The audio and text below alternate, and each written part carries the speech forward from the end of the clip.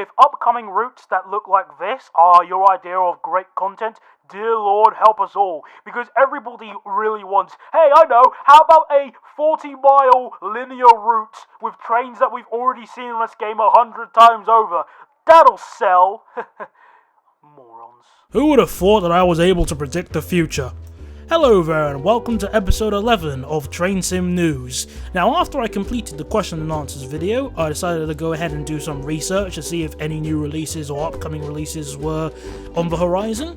An American route was announced, though I don't really care about it at all. However, if you do want to see more natural selection, you can go and check the comments and seeing loads of people begging for more UK routes, because you know, we really need more UK routes, isn't that right guys?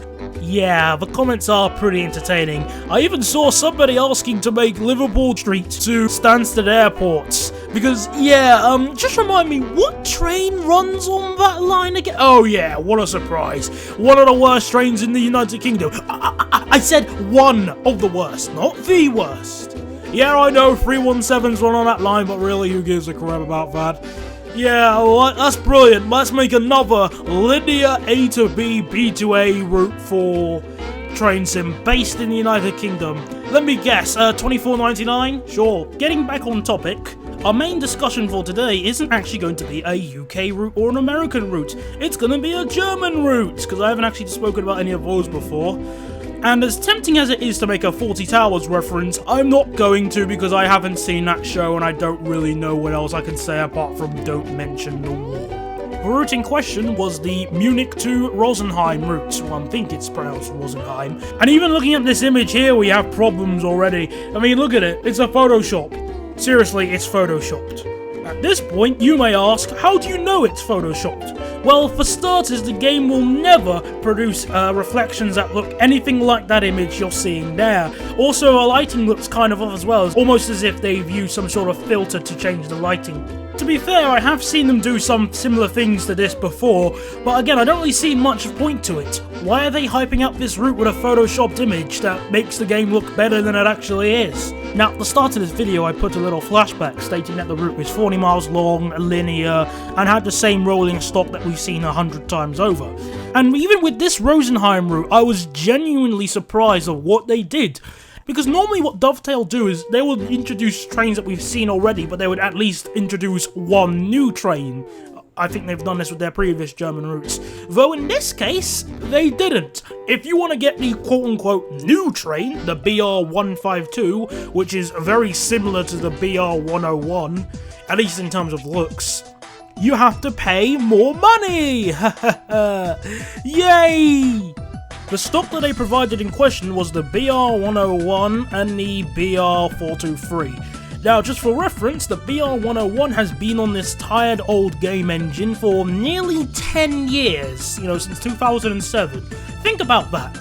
Nearly 10 years with only minor improvements. Hell, I'm probably right in thinking that they haven't even improved the BR101 since they released it with Munich to Augsburg and every other German route since.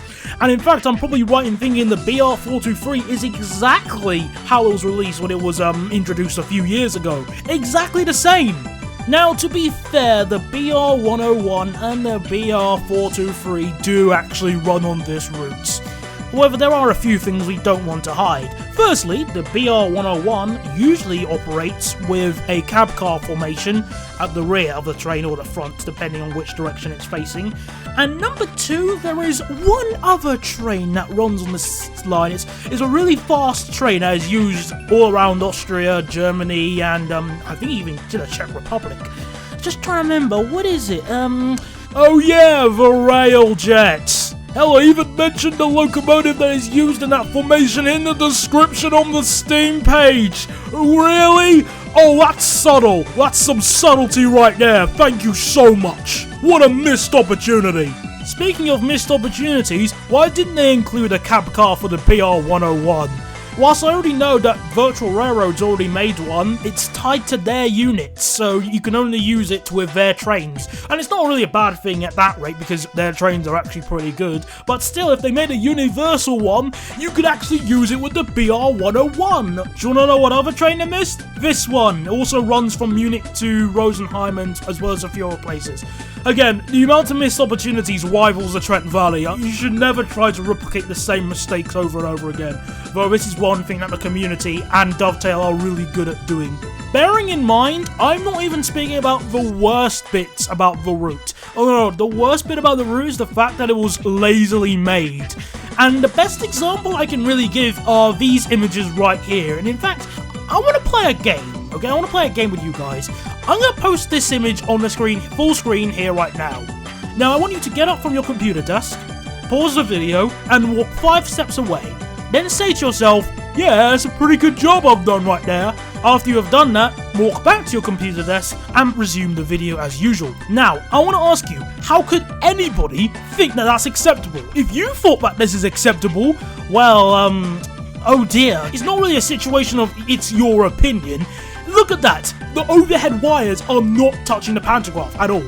Many people have already reported this issue, and they've also reported other issues such as signals not working, redundant signs for no reason. Some people are not even able to complete scenarios because of how bad these glitches are. The main reason why the route is in such a poor state wasn't just because of the fact that they rushed it, but also the fact that they ignored German beta testers. Yeah, they ignored the beta testers. Why would you do that? Even as a high-ranked capitalist master race person, how could you ignore beta testers? It's pretty much a situation of, we want criticism. Okay, here's your criticism. Actually, we don't want criticism. Your opinion means nothing to us. We're gonna release it in a half-done state anyway.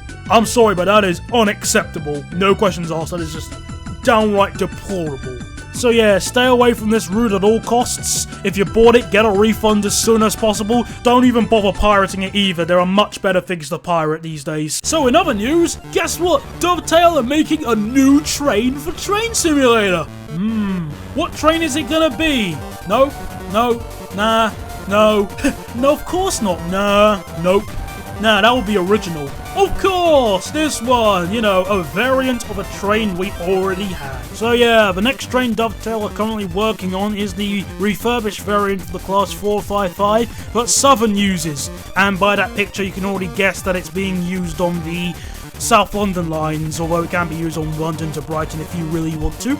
Now, logically, I'm a bit annoyed by this, because if you think about it, we're now having to buy the same train twice, because the 455 has already existed on Train Sim.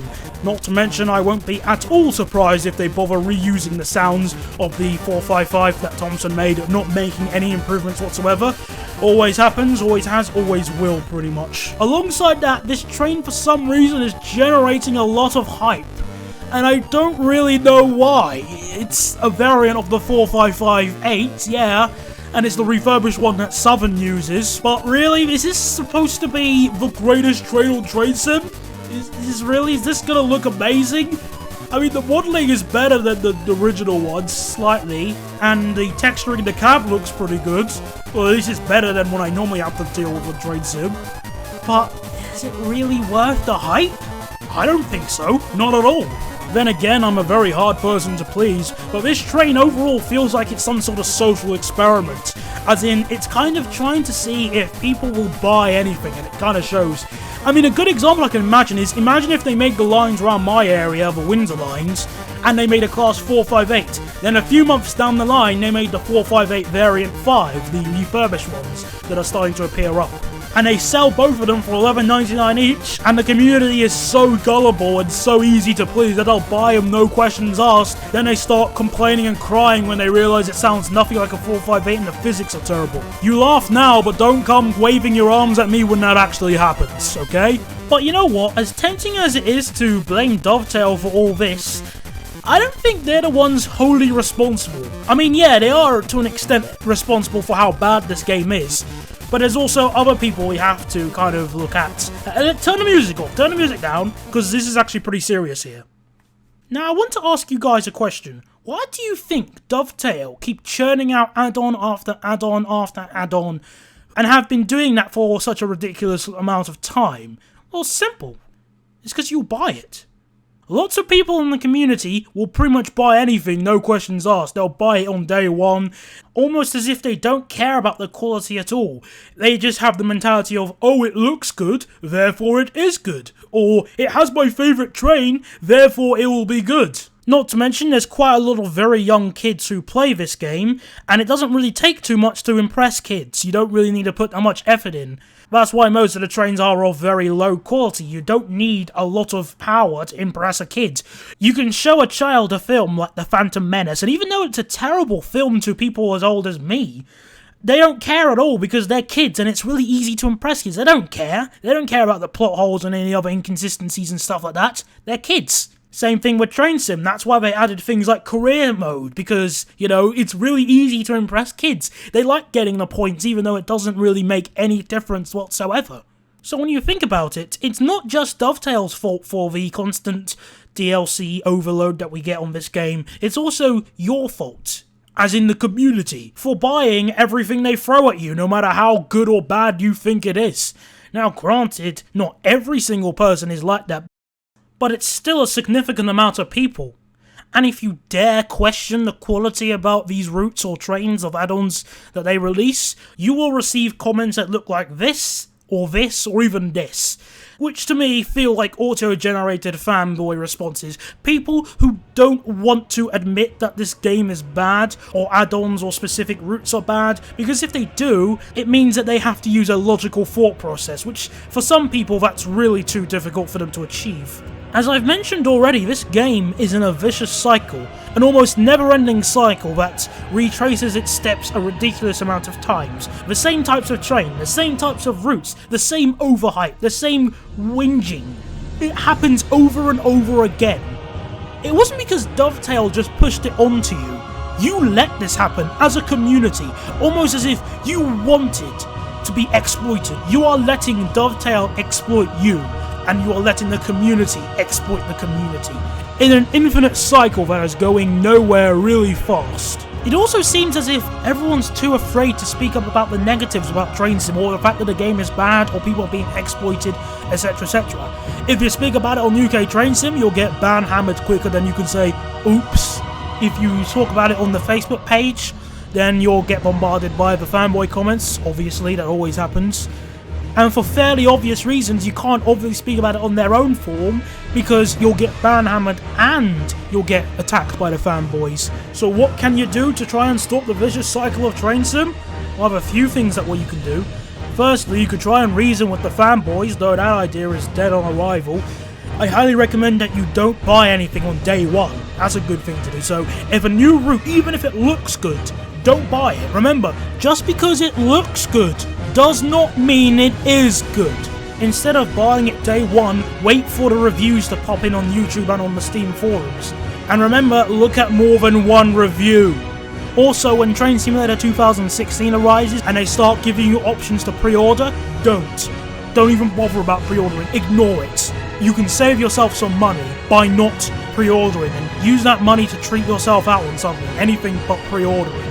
And if more and more people keep doing that, then you guys will eventually be a tiny bit more richer, but you'll also feel a lot more safer and smarter, instead of just throwing your money at the screen willy-nilly, expecting things to be good.